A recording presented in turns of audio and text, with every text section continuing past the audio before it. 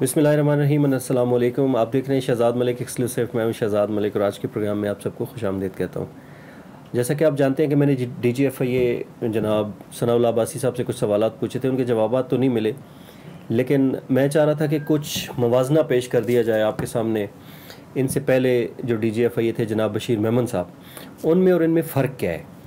तो मैं एक हबीब जालिब के शेर से शुरू करूँगा कि तुमसे पहले भी एक शख्स यहाँ तख्त नशीं था, उसको भी अपने खुदा होने पे इतना ही यकीन था। अब वो फिरते हैं इसी शहर में तन्हा लिए दिल को, एक ज़माने में मिजाज उनका सरे अरशें बरी था। वो भी आपकी तरह ही थे, इसी तरह जुल्म करना, ज़्यादती करना, अपने डायरेक्टर्स को लोगों के ख़िलाफ़ इस्तेमाल करना, उनके ऊपर 7-8 लगवाना, सारी चीज़ें आपके सामने हैं। लेकिन एक चीज़ मैं आपको बताऊं कि जिस तरीके से आप कराची जाते हैं ना अपनी फैमिली को लेके, बशीर मेमन साहब इसी तरीके से मदीने चले जाया करते थे और 20 से ज़ायद उन्होंने एज़ DGFIA 20 से ज़ायद उन्होंने उम्रे किए थे। और वो कहते थे मेरे ऊपर मदीने वाले का बड़ा करम हो गया है, आखिरी पोस्टिंग बड़ी ज़बरदस्त जा रही है और मैं एज़ DGFIA रिटायर होऊंगा यहाँ से। और लोगों के साथ वो ज़्यादतियाँ करते थे। मुबैना तौर पर उनकी करप्शन की कहानियाँ भी इस वक्त ज़बान ज़द-ए-आम हैं। एक चीज़ सनाउल्लाह अब्बासी साहब मैं आपको बताऊं कि जो जितना बड़ा चोर होता है ना, जितना बड़ा करप्ट होता है, जितना बड़ा बदकिरदार होता है, वो उतना ही ज़्यादा मज़हब पे ज़्यादा यकीन रखता है। वो चोरी करता है, वारदात टालता है, बदकिरदारी करता है और उसके बाद वो मदीने पहुंच जाता है या मक्के पहुंच जाता है और वहाँ पे जाके गिड़गिड़ाना, सजदा करना, वो ये समझता है कि बस अभी कहानी इख्तिताम हो गई है, मेरे गुनाह माफ़ हो गए। पर ऐसा होता नहीं है।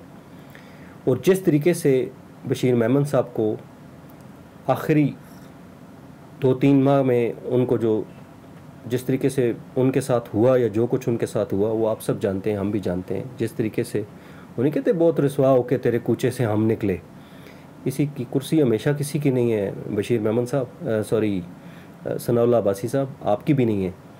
लेकिन आपकी खुशकिस्मती ये है कि अभी आपके 3 साल बाकी हैं, आप मज़ीद पोस्टें इंजॉय करेंगे, लेकिन जो आप कर रहे हैं इसका भी कहीं ना कहीं आपको हिसाब देना होगा। जिस तरीके से वो मदीने जाते थे, आप TADA की खातिर इस तरीके से अपनी फैमिली को लेके हर वीकेंड पे कराची जाते हैं। बहरहाल जाया करें।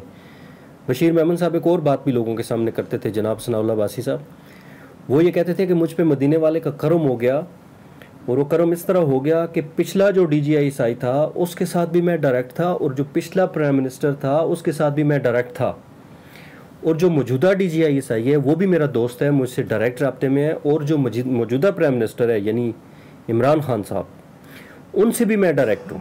और वो लोगों को इस तरह ना मोबाइल उठा के ना अपना व्हाट्सएप खोल के मैसेजेस दिखाते थे, ये देखें this message is sent by prime minister, this message is sent by the DGISI, और वो इस तरह लोगों को बताते होते थे। लेकिन आखिर पे जिस तरीके से उसको रिसवा करके यहाँ से निकाला गया, फिर कोई ना पिछला DGISI काम आया था, ना मौजूदा DGISI काम आया था, और न पिछला प्राइम मिनिस्टर काम आया था, न मौजूदा प्राइम मिनिस्टर। और वही जिसके प्राइम मिनिस्टर के वो मैसेजेस लोगों को दिखाते होते थे, वो मैसेजेस किसी काम ना आए और उसी प्राइम मिनिस्टर ने उनका फ़ोन सुनने से भी इनकार कर दिया था। और आखिर पे जिस 4 दिन पहले रिटायरमेंट से सिर्फ 4 दिन पहले जिस तरीके से इस्टेब्लिशमेंट डिवीज़न ने नोटिफिकेशन जारी किया, वो भी आप जानते हैं। इसी तरह आपके साथ भी होगा, आपको भी हिसाब किताब तो कहीं ना कहीं देना होगा।